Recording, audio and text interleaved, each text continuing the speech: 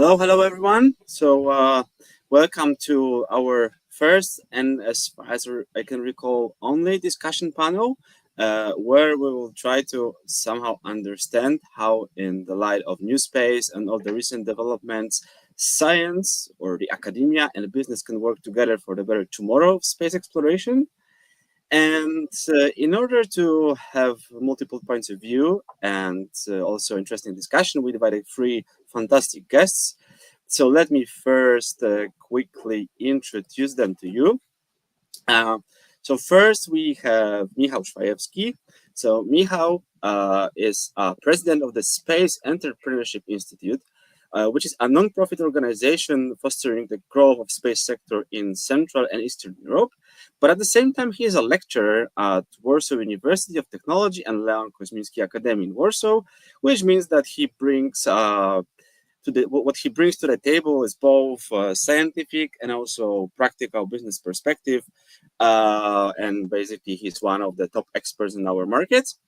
And so please welcome Michał on stage. Then we have Kinga Gruszecka. So Kinga is another distinguished expert in this sector. So currently she's the president of the Association of Polish Space Sector Professionals. And also she is a space lead at CGI Poland. So previously she was also involved in education programs at Polish Space Agency.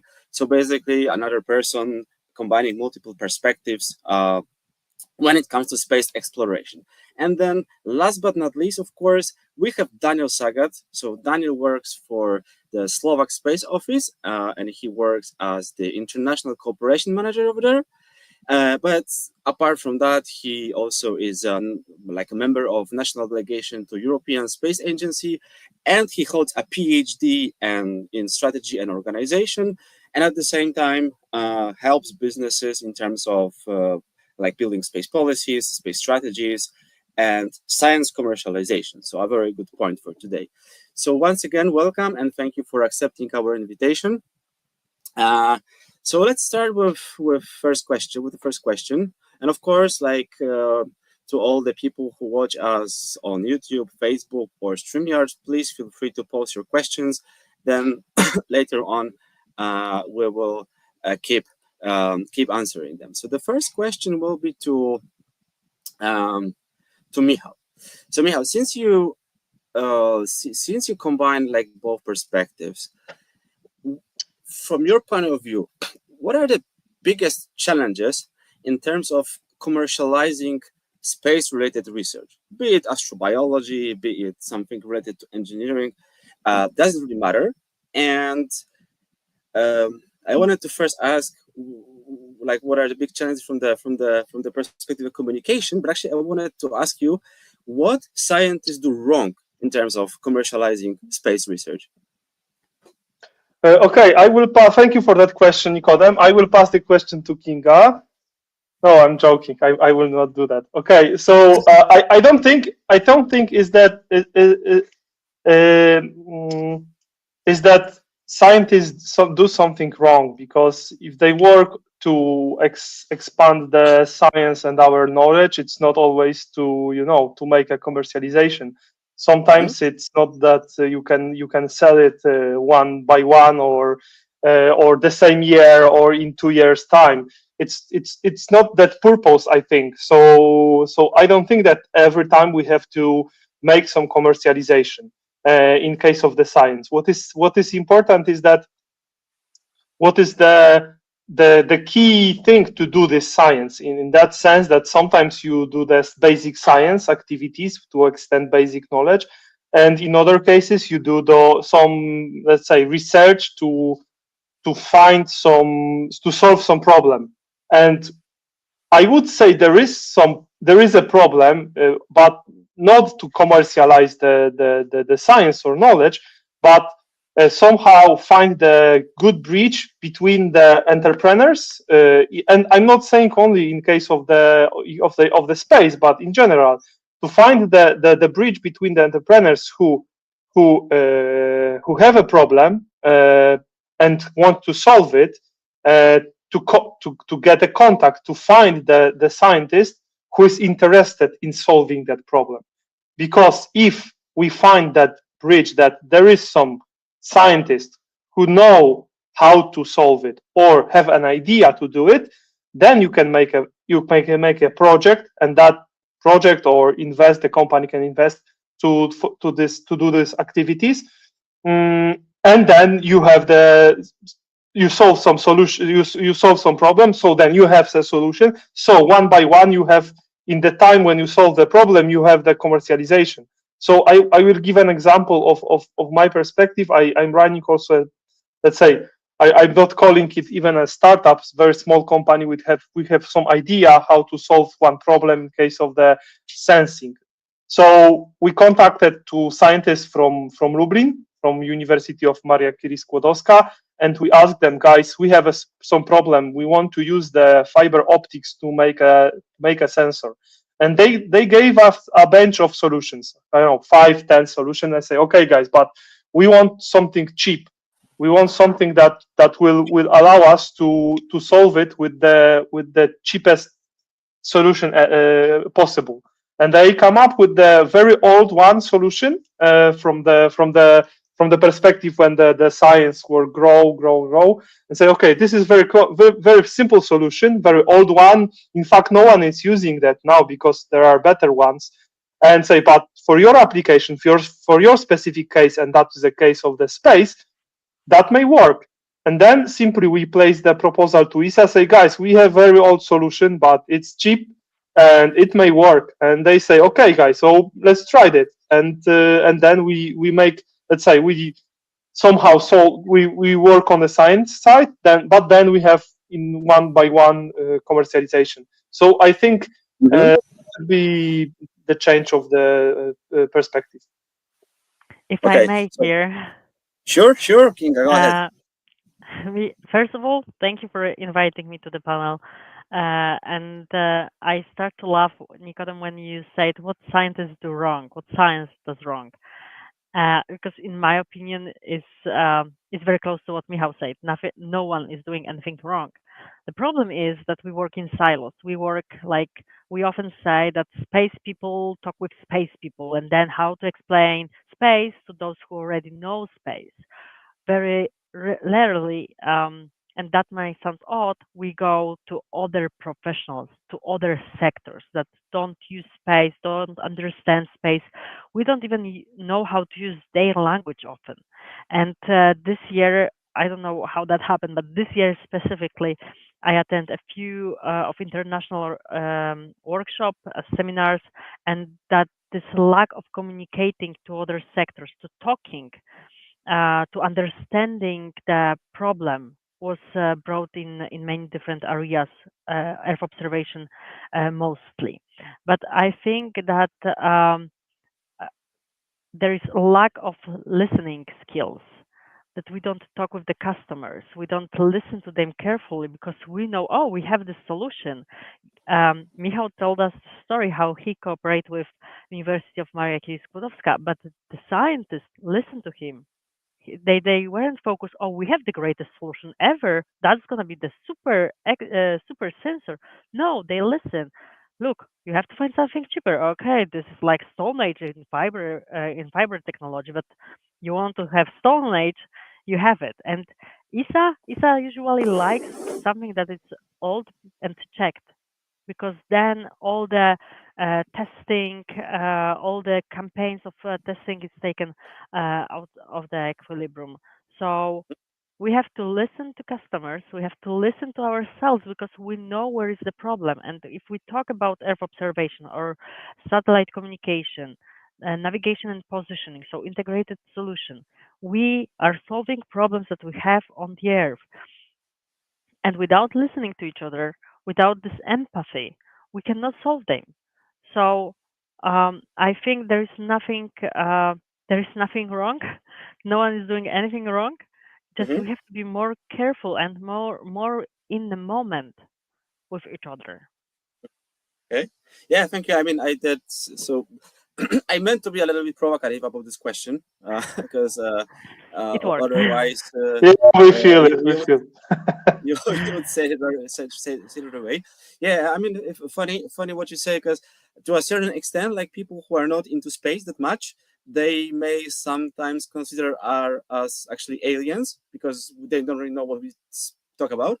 And at the same time, another funny thing is that now I understand where actually I stem from marketing, and now I kind of understand what you're saying. Like, even though it's like a space industry, the problems are very much similar to the ones we face like in other industries. So, like siloed organizational culture, not very well conducted market research, not that much empathy while speaking to clients, so on and so forth.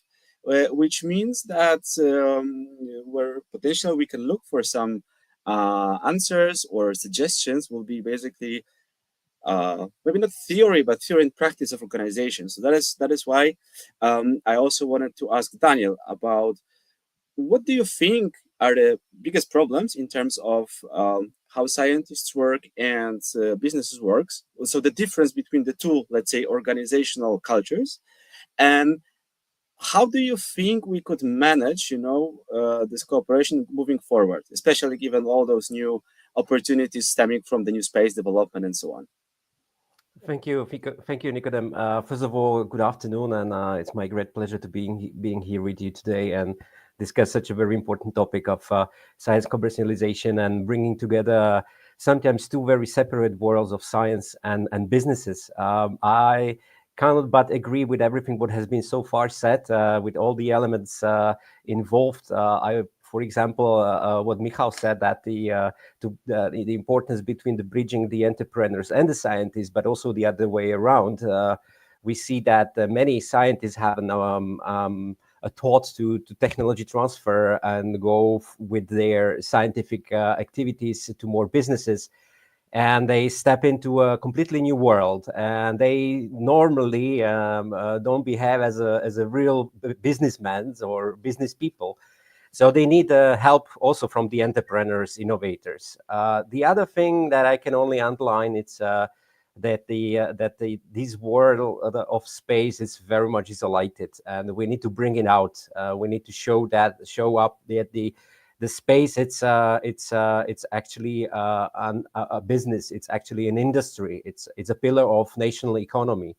And this is one of our very important tasks we have in Slovak Space Office as operating under public administration collaboration, is that to build actually the new pillar of knowledge economy in Slovakia, to add to the traditional fields like information technology or automotive or any kind of critical pillars of the economy, this space. And how to do it is also to talk and non-space people. And this year we had very important run of participation in every single important conference here in Slovakia that is non-space related, and it relates to technology and innovation. And well, of course, we have to overcome some constraining elements to bridge those two worlds and to become successful innovators and entrepreneurs in this new space area. How we can do that? For example, what we do in our program of business incubation, which relates to generate space startups, is that we have different types of partners on board. And one of the partners is actually Slovak Academy of Science. So we already are connecting the future startuppers and companies with the science. And it's important to let them know that you are not a different entity. You are actually on board of the same train that needs to lead us to build up the space sector in the country. And then sometimes the scientists, they step into the world of entrepreneurship. They very well understand the notion of innovation, but with the innovation, there must be in the parallel an entrepreneurial activity. And sometimes they very much lack such talents. And they are still very much lagging to or hesitating to bring on board people from marketing, from economy studies, from strategy studies, and so forth. So because they feel like it's not for them. So they feel that the 100% of the success is to bring the innovation on the table. But you still need to sell it. You need to know your customer. You need to know your market. You need to know your competition. And these are sometimes completely new terms for these people. And this is the way how we can actually move further to really talk to each other in our terms and explaining the meanings of our terms in the way they understand both. It's Mm-hmm. funny because I feel like often the scientists believe their solution is so good it will sell itself, but it's really the truth. And we saw that in Poland as well, that space solutions were created mostly by small and medium enterprises, where there was no budget for communicator. Marketing, I feel like has the association like, oh, we will overpromise something, but we are talking here about communicating the success. We are talking about communicating how the solution is working, where it might be working. And Daniel, you started with the story how in Slovakia you create basically the filler or the sector itself. That's a huge adventure also for Polish public administration. And back in my Polish Space Agency time, we worked in with our main statistical office to figure it out how to count the size of space sector, how to understand it, because we didn't have um, any data basically, except for those companies who signed to ESA Star and said, yes, space exploration and using of space data is important to me, but we know ESA Star is not not every company signed there. And at Polish Space Agency, we took into very like a lot of resources we devote to talk to other companies like IT, aviation, those who handle geodesy data. Uh, so they can also perform space sector activities. They can contribute to this sector, but they didn't, even when they, for example, have an experience in cooperation with ESA, they didn't feel they are part of the space sector because they are doing the business, they are doing IT. Why we talk about space sector? And that's a challenge to tell to those companies, yes, you have a capability to be in the space sector, and we need space sector. We need companies like you to show the success, to show that this is a maybe a future for some talent or maybe a solution for someone from other sector. And one other history of mine is that at CGI, where I work now, we often partner with research institutions with universities. CGI itself has almost 50 years of delivering ambitious IT system to large companies, and we bring this experience of delivering to many different sectors. We bring that and we talk with innovators so they can focus on what they are doing the best. They innovate, they somehow come up with great algorithms that read space data and bring new information, and we just build the system and we handle the market uptake. So we can somehow divide the activities to be sure that this innovation will go to the market. Hmm? Well, it's very interesting to hear this. But if I understand you correctly, so what you just said is that it's not only like about silos and so on, but also the lack of broader education. Meaning, like, first of all, it's not that our potential clients or market doesn't know about us. They don't even know about the value that space sectors provides to the companies in general. Let's say. Yes, Uh, I think we all had those meetings with either customer or some random people. That's also mhm. very um, it's I love this part of my work that whenever I show up and people ask me, "Oh, Kinga, what are you doing?" I'm like, "Oh, I do space," and you're like, "What? what is space? Do we have space companies in Poland? Do we do space technology? And then I can tell the stories, what kind of solutions we deliver. We as Polish people, Polish professionals, and that's very unique possibility. I don't think people from I don't know, telecoms have those same questions. Oh, telecom, what are you doing in telecom?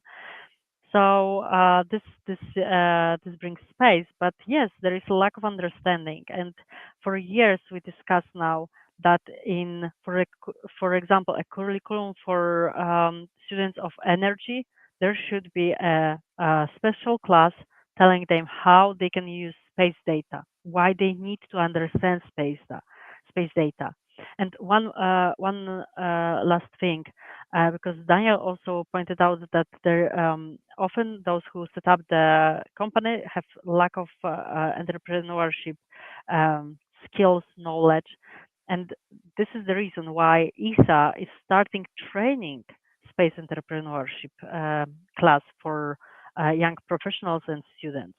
I had the privilege to be an advisor in ESA Education Board, and that was a strong need expressed by member states that we need to change curriculum. ESA needs to change curriculum. It cannot be only technical trainings that ESA delivers, either online or on site.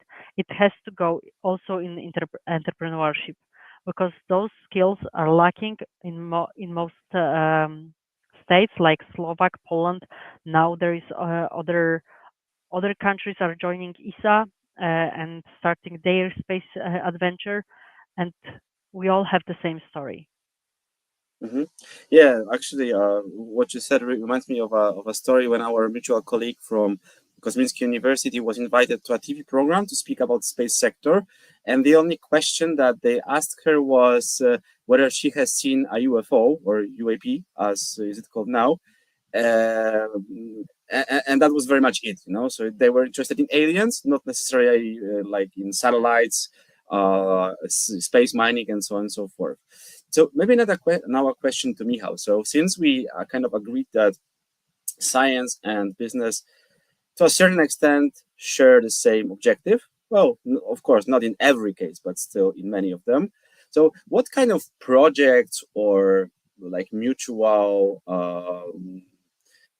things you would suggest to conduct to basically help both realities, achieve the success and build a synergy between them? Well, I think that was already said. In that sense, that simply the need. If someone has a problem, has to find a solution, and entrepreneurs do like that. If they want to deliver a product, they have to develop the product and first of all ask the question what will market need, or what technology is needed on the market, and then simply in case of the space, you need to develop it. How you gonna do it? Yeah, you can do it on your own, but then you face some very often some problems, and then you should even work with the scientists. In other way, there is a situation in space where the scientists define the goals to find the solution, to find the question. Yes, and this is the science missions.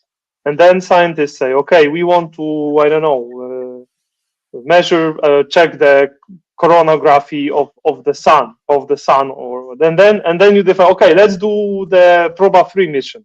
Okay, how are you going to do it? Yeah, 2 satellites will fly in the formation, and then you will look at this coronagraph of the sun, and then have to go to engineers. How are you going to do it? And then and simply the companies thinking how they gonna do it, and make the step forward to make a formation flying, solar panels opening, and so on and so forth. So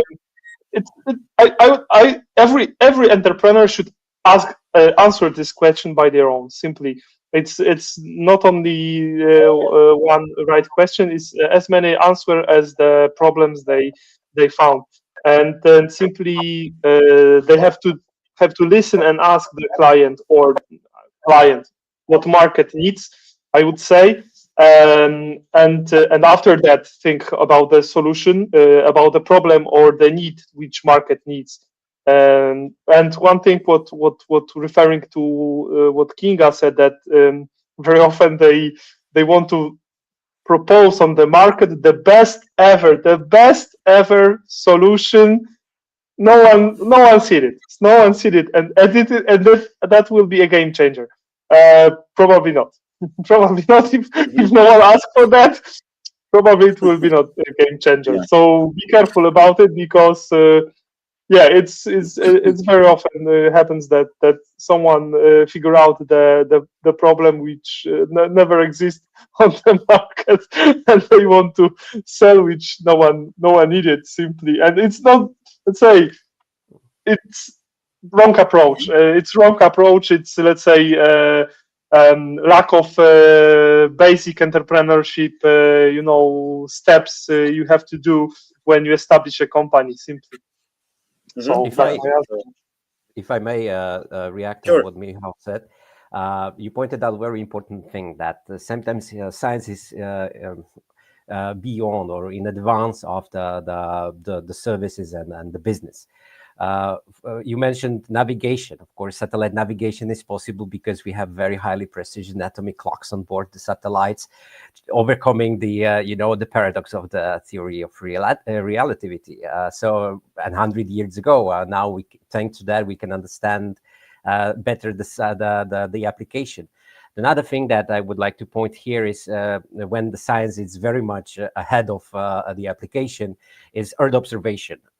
Thanks to a scientist, we create an amazing instruments. They're flying on board the satellites. Thanks to the communication with the satellites, we have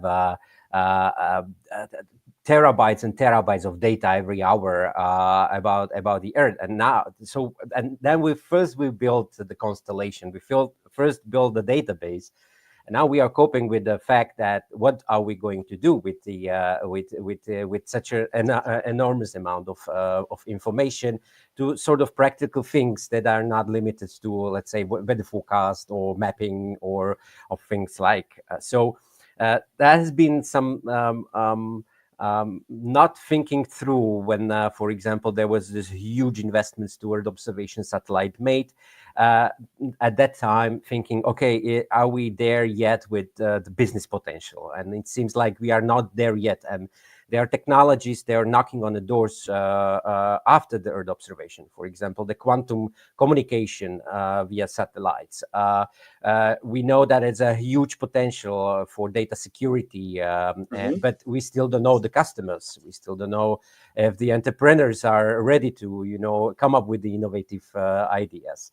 And also what Kinga said, that coming back to what she pointed out, how to evaluate the size of the industry. We have the same problems here in Slovakia. We cannot rely on one database from ESA or a few private companies that are providing us some data. So we have to do our own homework as well. And sometimes the companies can be very much confusing. They can say we are space, but we never done the space, or we are actually in space, like one of very big Slovak companies with very famous, globally famous application for navigation. And it was us who said them, guys, you are a space company. You are actually using a space data. It's a critical asset for your business. So, and they were like, oh yes, actually we are a space company. So it's also a matter of the language. So sometimes we're talking about the same thing with different words. And again, what I said earlier, it's important to talk to each other and saying, okay, this is what I meant. In your language, it means this. Yeah. That's very, very true. I'm sorry, Nikodem, it's me again. No. Go ahead. I was thinking about the communication, how we communicate. Entrepreneurs communicate in different ways. Space professionals communicate in their specific way. And I have dyslexia. So it means that I have all everything, every window in my head open, and I don't think in the path, which often causes me a problem in discussion. But I also, back at the university, had a friend who was very like, be precise, Kinga. What do you mean? Like, why? How you understand this word? And that killed me. Like, I hate discussing with her because she always like, how you understand this word? I'm like, seriously, that's not a problem. I'm talking here. Like, why you cannot understand me? But now when I'm in different position years later, I appreciate this. And rephrasing what we've heard from our partner in discussion, checking if they understand the same as we do, especially that we mostly communicate in English and not always with native speaker. And even if he is a native speaker, probably due to his experience or her experience and education, the wording might be different than we understand. And we shouldn't be afraid, okay, so to say, okay, so let me rephrase it. Let me check if I understand correctly. Or what do you mean by this and that? Because only then, when we are on the same page and we use the same word or the same phrases, we can go further and discuss a common project or deliver common innovation. So in this simple wording, not only to use words that everyone can understand when we, for example, are in a panel discussion or go to a new customer, but also to be sure that we are on the same page with our partner. That's a very important.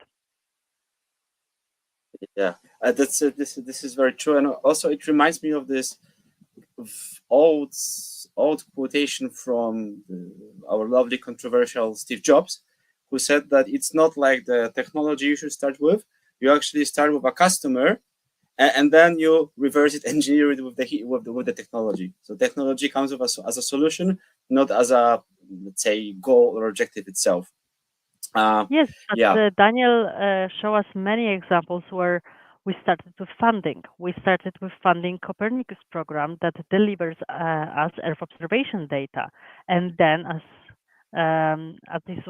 it was already described, we find a business solution. We promote using those data. So I think we are talking here about two things. First of all, we have to have funding for ambitious program like Copernicus, Galileo, or future secure connectivity.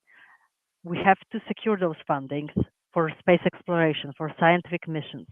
And once I had the privilege to talk with Professor Romana Radkiewicz from Polish Space Research Center, Polish Academy of Sciences, and Roma is working on interstellar mission. And I asked her why. And she's like, Kinga, you never know what will come up with the mission. Like, we have all those data. Also from scientific mission, everyone can use it.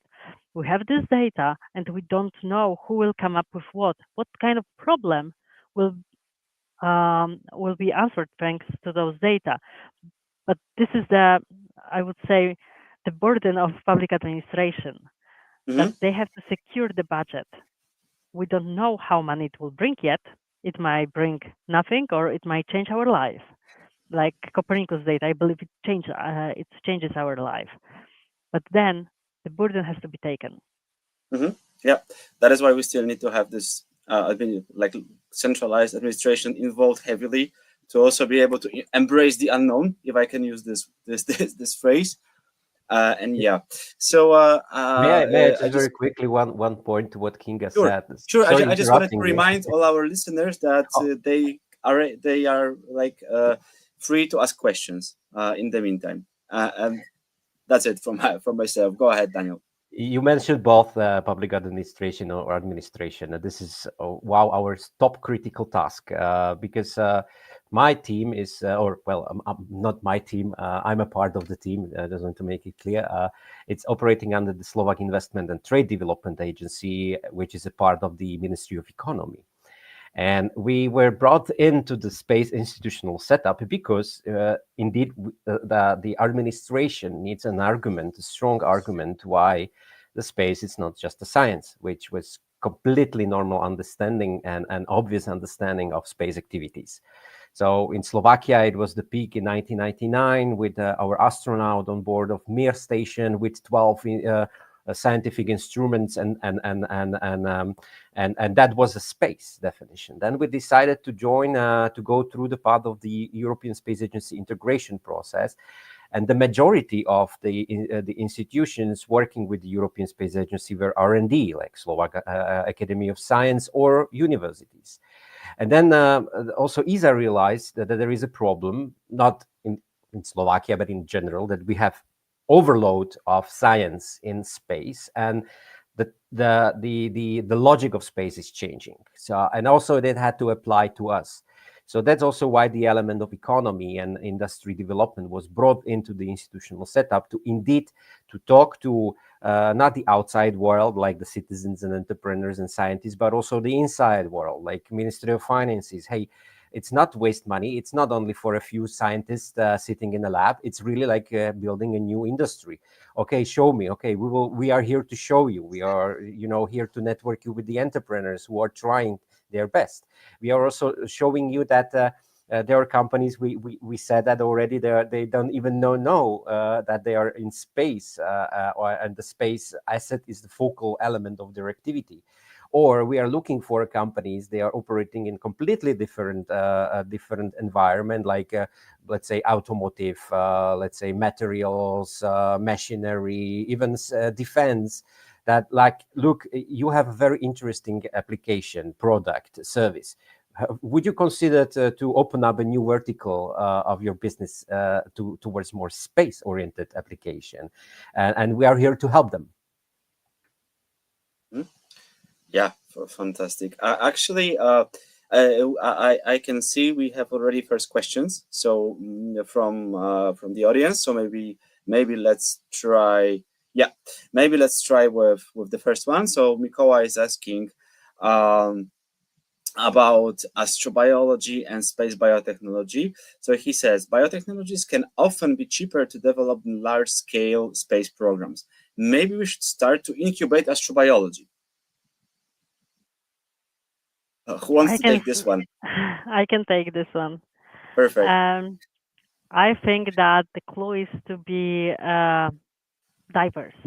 We cannot focus only on one thing. We cannot focus only on one industry, and we have to cooperate. Also, in like space shows that cooperation is a clue. And yes, astrobiology might be cheaper than some, I don't know, scientific mission or maybe space mining. But then what challenges we want to solve?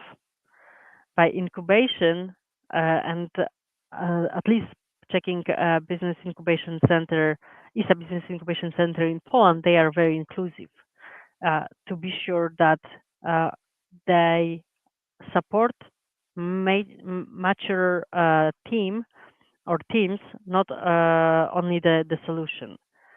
So I would say we cannot say, okay, only space or only astrobiology.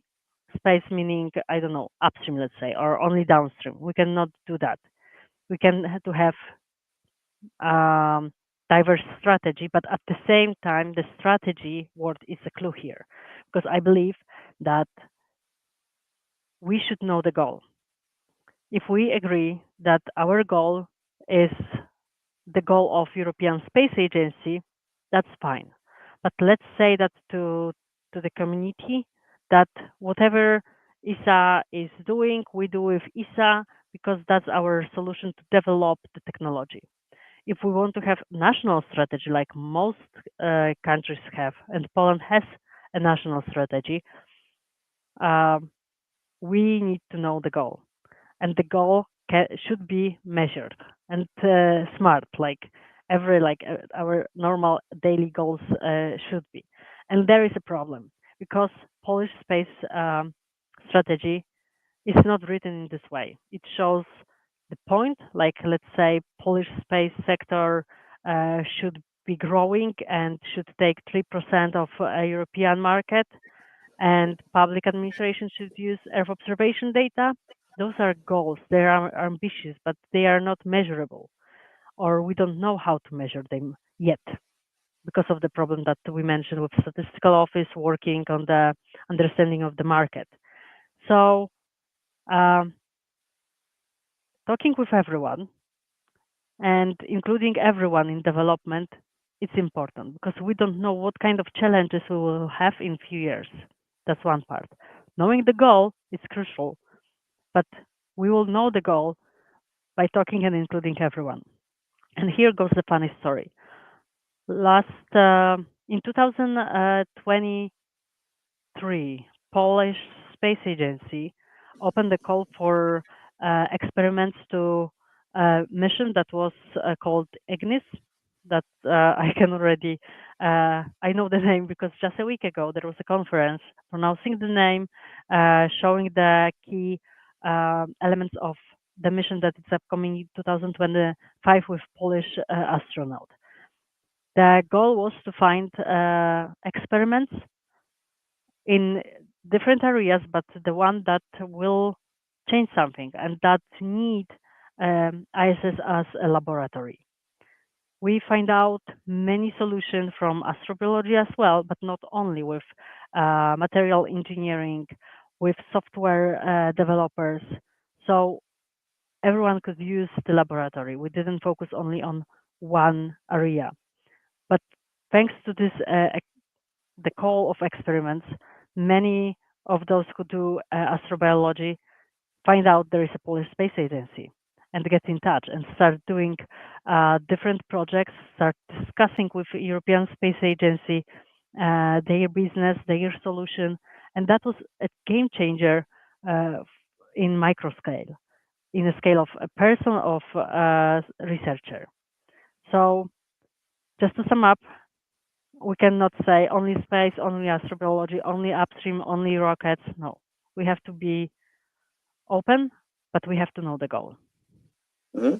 So there is actually a follow-up question to this one.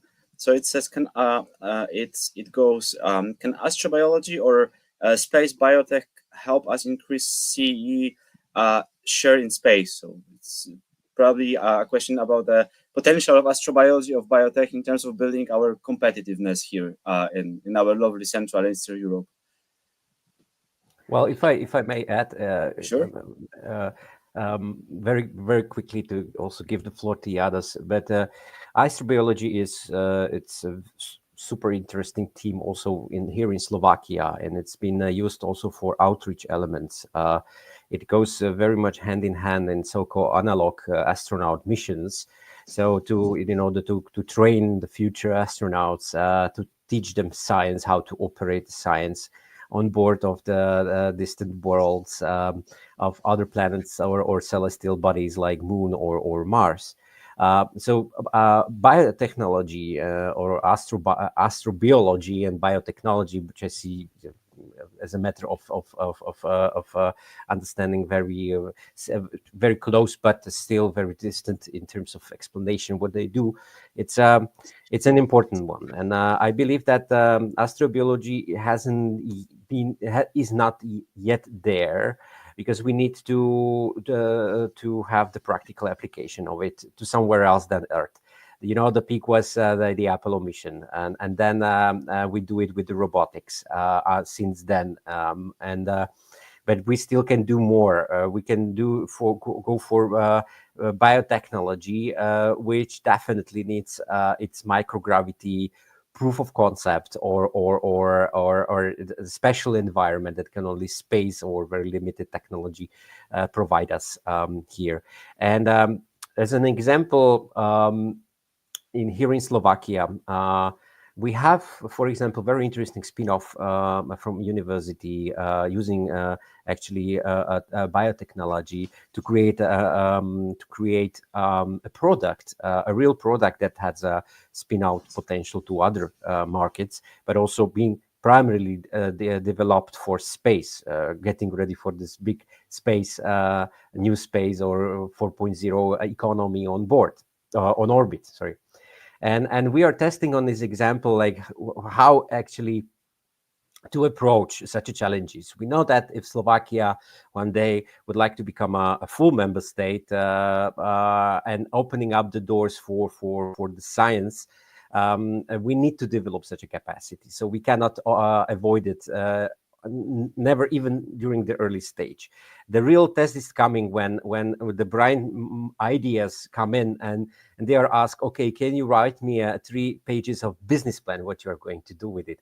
And that's the moment of the critical moment, because there is a high expectations, not only for the science and let's say find some solution to the problem, but also make it scalable. And that could be a challenge also for, especially when it comes to biotechnology. Not saying that in medicine, of course, and healthcare, thanks to space, we come up with an excellent solution saving millions of lives. But in a smaller scale, it's a long-term task, a very challenging one, and hopefully a successful one. And then we go back. What's first, the funding and developing a technology, or the solution? But yes, we have to. We also, as Polish Space Agency, so back in my previous life, we ask how this experiment will help in different areas, or how we can commercialize it. And one more thing about the Central European aspect. Eva Borowska, I had the pleasure to work with her experiment, her team experiment, Extremo Technologies, that was in the integration phase to ISS. She highly believed that, and I hope she still does, that astrobiology might be the strength of Central European Union.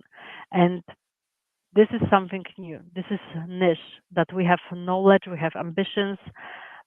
We are not very good in Poland when it comes to spacecraft. We do not have a large integrator that can, for example, create a rover. And probably Michał here can talk for hours about our strengths when it comes to the technologies. But finding our national or Central European niche is very important when we talk with European Space Agency, when our delegates talk with European Space Agency, because knowing that there is something that we are better at, or we have better laboratories than, for example, countries that created ESA and are for years at ESA, is very important, because this might be the future. But again, might be the If I future, may. but only. But I will finish this. Yeah, sure. Might be the future, but only. But we have to have 2 legs, so we cannot focus only on one technology, only on development on one technology. Okay. One comment and one question from my side. Why we should do the astrobiology? Why we should develop it? Why? Who needs it? Why we should do it? Why it should be our niche? I don't know. I don't care. I wouldn't invest it. Guys, give me information. Give me a supply chain. Because if you answer this question, who need it? Maybe ESA really need it. Maybe really ESA needs the laboratory for the new rover.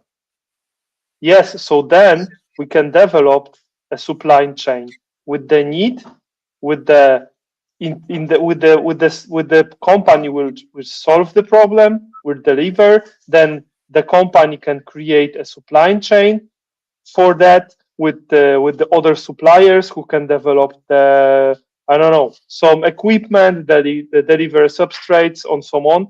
Then we can really create the market about it.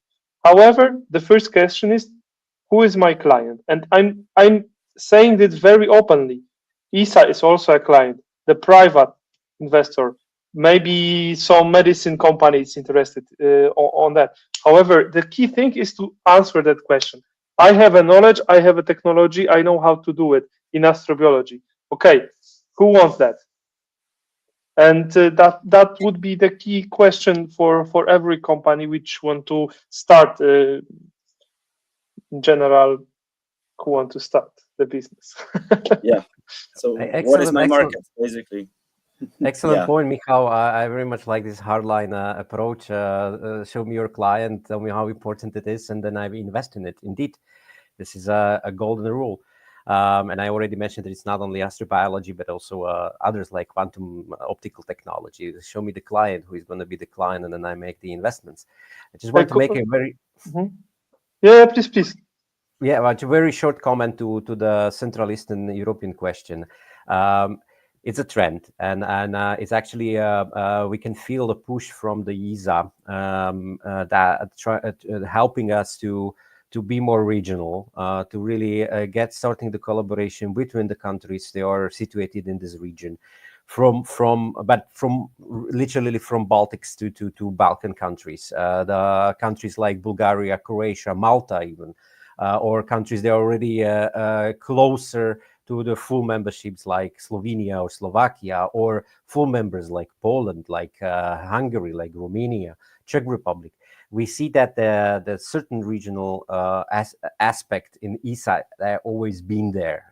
It was always an elementary. There was always a strong countries, strong regions, front runners who developed the European space. Now we also have to show our capabilities, and ESA is doing so. So I can only confirm that as a delegate for industrial policy matters, that such tendencies to support the collaboration, the regional collaboration, are there. And it's very important to have the right people on the side of the other side. So the national the national institutions representatives, being proactive and communicate towards the multiple partners, and help to organize regional conferences, regional job fairs between the regions. Then in February we will be organizing such a job fair between a region of Miskolc and Košice, so East Hungary and Slovakia. Hopefully very soon after we will be doing something with Poland or other countries.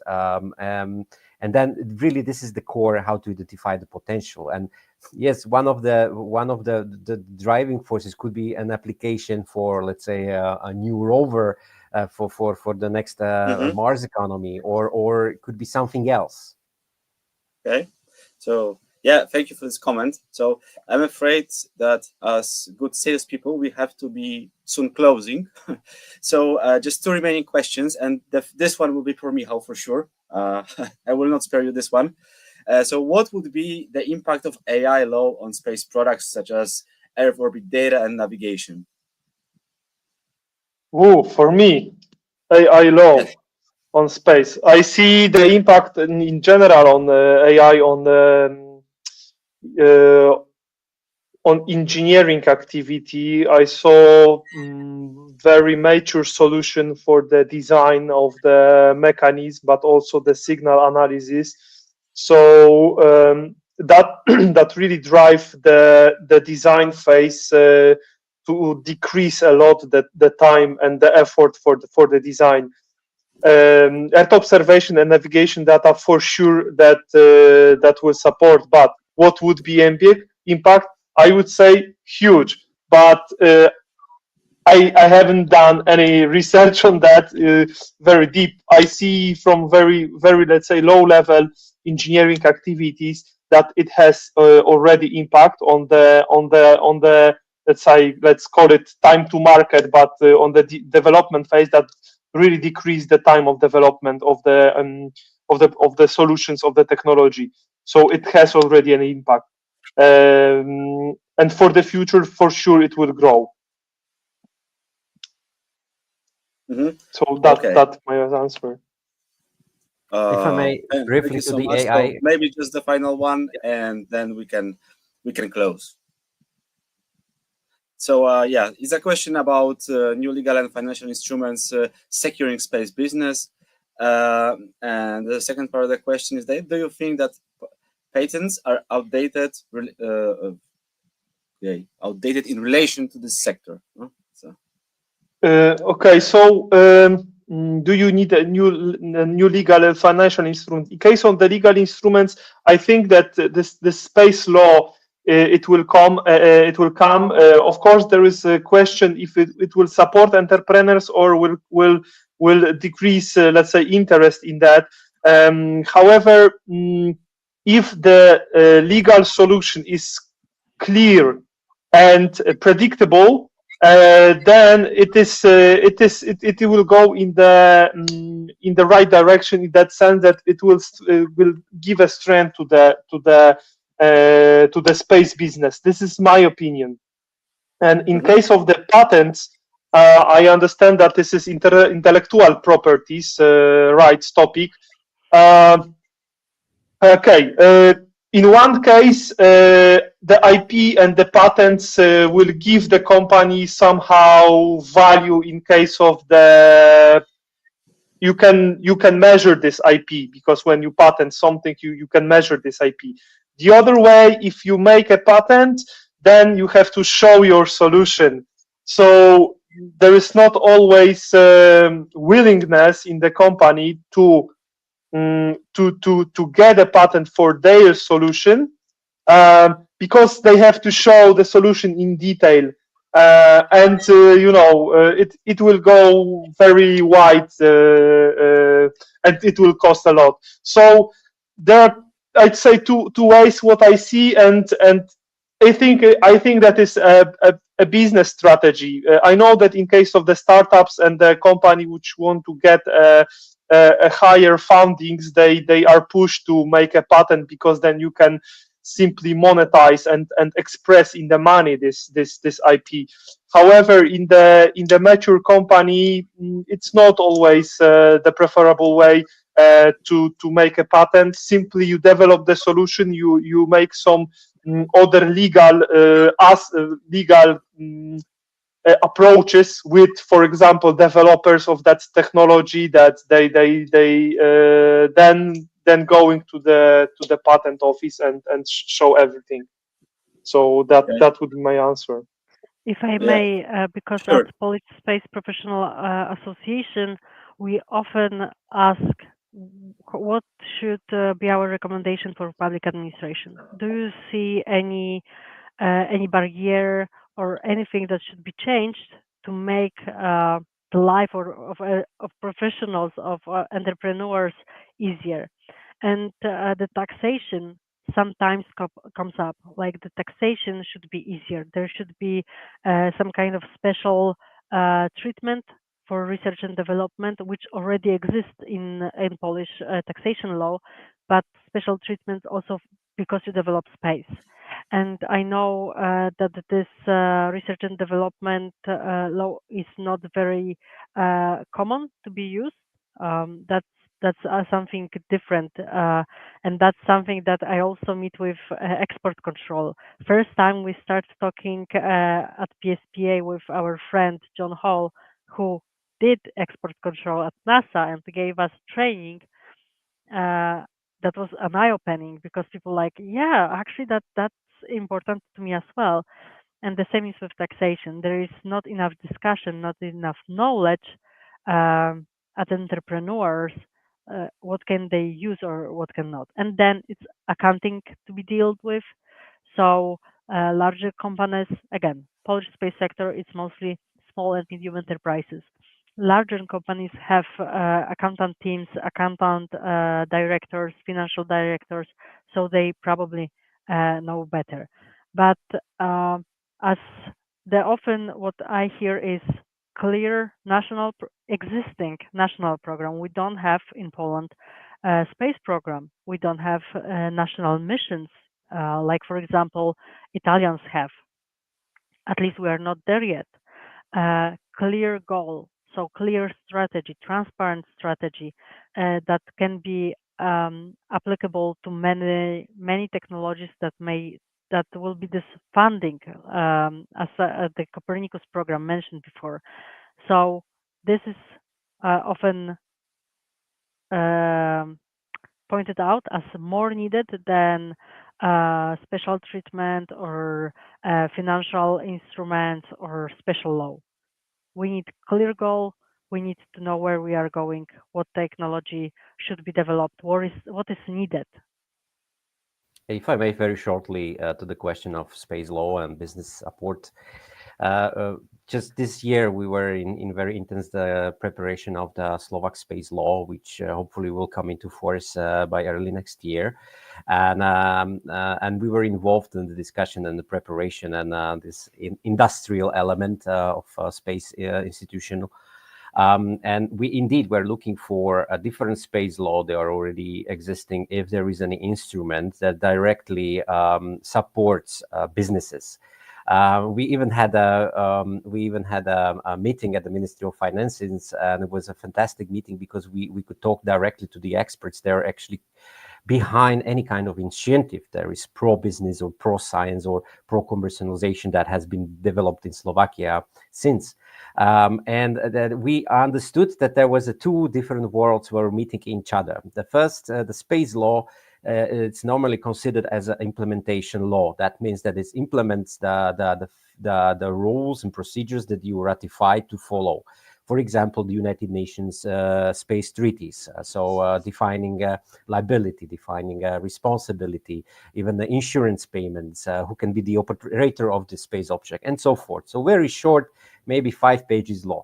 And then you have indeed the new space trend, the other world, which saying, okay, can we implement to this law also something that in initiative that will help to attract space businesses to come to Slovakia? And we find out that this is probably a part of different legal framework than the space law. So this is a very nice example where the old space meets the new space that you were expecting in a space law, having some very pro-business application. So that we had to look for initiatives in different waters. And one of it was indeed that, for example, tax deductions. If you do a research in science, if you want to get money for space business, for example, you can have an exceptions if you already done a project with the European Space Agency or EU Horizons. So different kind of supportive measures, but directly in the space law, it's quite complicated. Even in Luxembourg, which has this super tax deductions, has mentioned in their space law, like there is a support initiatives, but with a reference to a completely different legal framework they have. So that was just to the comment, because it's an excellent discussion. Okay, thank you so much. So I'm afraid the final closing remark will have to come out from my mouth. So as it's been said many times today, so space is a very multilateral thing. So we need to have people from very different niches, but what we need is the common language. And speaking of language, I would like to use the language of love and gratitude in order to say thank you so much for participation in this panel. It was really a pleasure and honor to meet you. I wish you all the best, and hopefully astrobiology will be our national strength at some point. Thank you so much. Thank you, guys. Thank you all. Thank you all. Thank you.